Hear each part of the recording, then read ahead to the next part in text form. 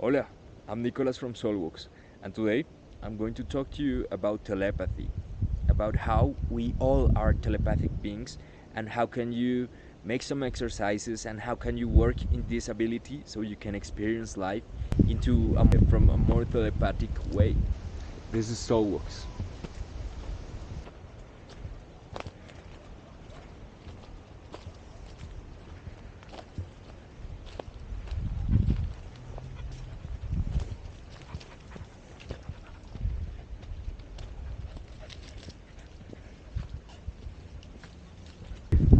You know, we are all telepathic beings since we are all part of the same universe. I'm here in the frog stone. You can see it in the bottom. The frog stone is a place that is sacred for the indigenous Muiscas. Their cosmology believes that this is the place where you come to bless the seed. So here we are blessing the seeds of our mind, because you know, when we acknowledge that we are able to communicate with everything, we can start doing it. We are the first ones that are blocking this ability, because when we don't believe in ourselves, our perceptions got closed. Maybe you've known that since you were a kid. Most of our context used to suppress that ability in us, because it's something that people cannot fully understand consciously, but we all feel it. It's something instinctual. It's something that allows us to relate with other beings and with our environment. So it's something actually pretty natural. So when you start to believe in it, you start to remove the blockages that are not allowing you to experience your telepathy fully. I know that for a fact. In my case, when I was little, I used to make these exercises with my friends I try to guess their thoughts, guess what they're thinking, and with cards and with, I've always had like dreams and visions. But when I was growing up, I started to connect more with. I started feeling diseased people, and that frightened me at that moment in my teenage years. So I consciously blocked it. I said, no, these things are not real. What I'm experiencing, I'm making all this thing up. I'm just imagining stuff. They're not real. As a way for me to protect, and that is something I believe our society does. That when we don't understand something, we try to protect from that. By doing so, we have blocked us as a species to connect even more. So when you start tapping into your telepathy, for example, with your animals, with nature, you can feel how a plant feels. You can feel how does this flower or this tree feels today. And with my dogs, I started to make exercises because I felt super naturally connected with them, and I didn't felt quite the judgment or, you know, those blocks of fear to connect with them, because their heart is so pure. So I started to ask myself, okay, I'm going to try to feel how does my dog feel. And I start reading some techniques. For example, one is imagining a golden thread from my mind to their mind, but I realized it was stronger for me when I imagined pink or a golden thread from my heart towards them. When I want to feel them, I imagine a literal connection between me and them. By using our imagination, we can interact with the outer world. And I'm recommending this because it works for me. I know how they feel, and I know how to calm them when I need to. I just involve them with my aura, and by this heart telepathy, I can communicate with them. I used to yell at them. I used to be angry when they misbehave. But by doing this calm breathing and calm encompassing aura, I'm more able to connect with them in a more efficient, in a more precise way that my mind does not understand fully, but my heart experience. And you can do that with other people as well when you feel ready. I mean, this is, you can exercise this as a muscle. And by time you start engaging more with your telepathy, you're gonna be able to do it more.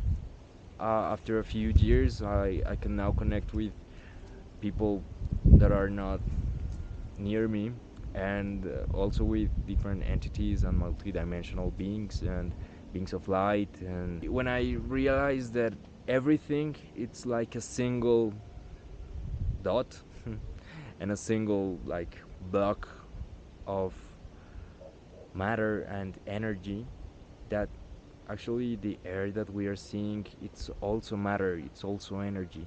There is no distance between nothing. Everything is connected. Everything is like a big jelly, a big jello material touching everything. So when you tap electrically, you can, with your own magnetism, because our brain works like a big antenna, like a big magnet, that we can magnetize the energies into us. You understand that you don't need effort. Everything is just one thought away. When you allow that to be so, everything, your support, your family, your yourself is just one thought away from you. And this is for me the real power of telepathy, to acknowledge that we are part of the same thing, we are part of one. And when we allow ourselves to experience that, our life is becoming more integrated, and we can interact with many fun things, because it's something, it's a whole new world. If you haven't explored it, you can literally go anywhere. And that is for me the true power of telepathy. Yeah, in order to be telepathic, the first thing you need is to believe in yourself, because telepathy is something quite natural. It's really natural. uh, According to the Theosophists, there are, well, there are three levels of telepathy. Have you seen, for example, the flocks of birds, or when the fishes swim together? They all like share one mentality. They know when to turn. They behave in a similar manner.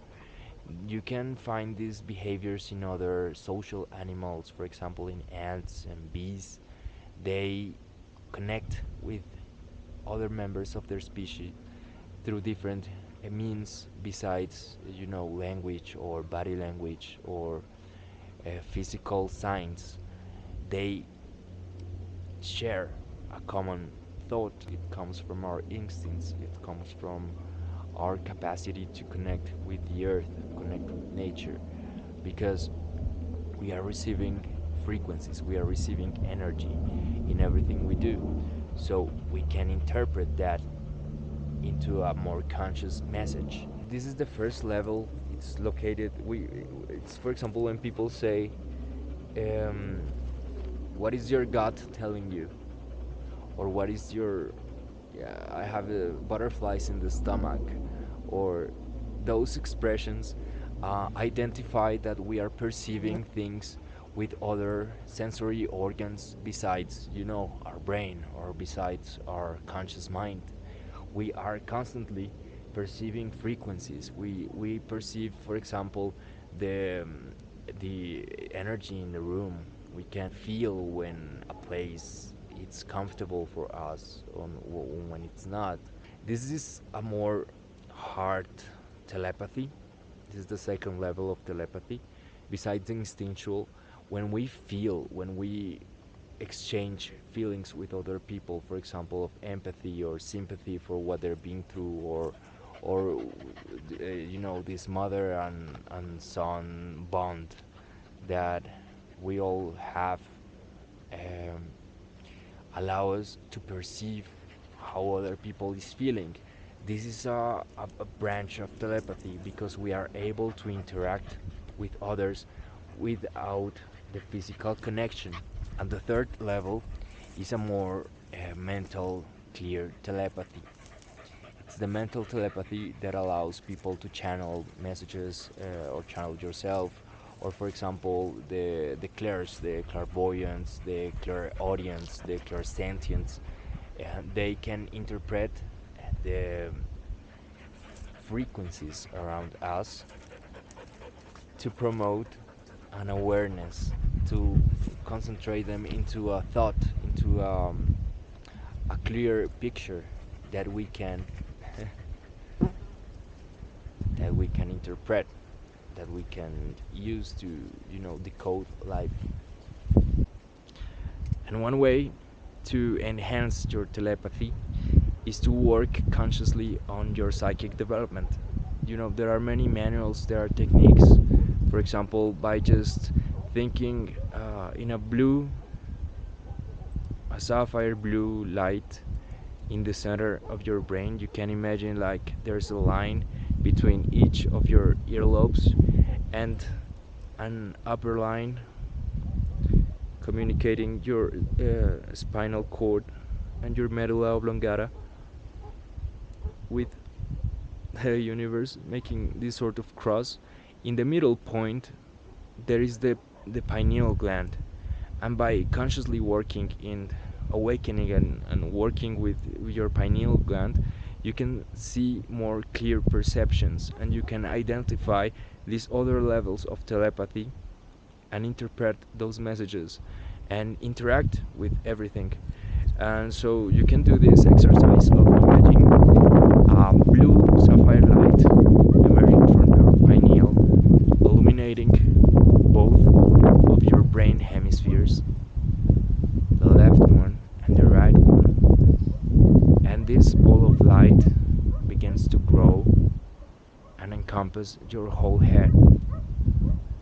You can work on your pineal, and you can really start to tap into more of your sensory, of your perceptions.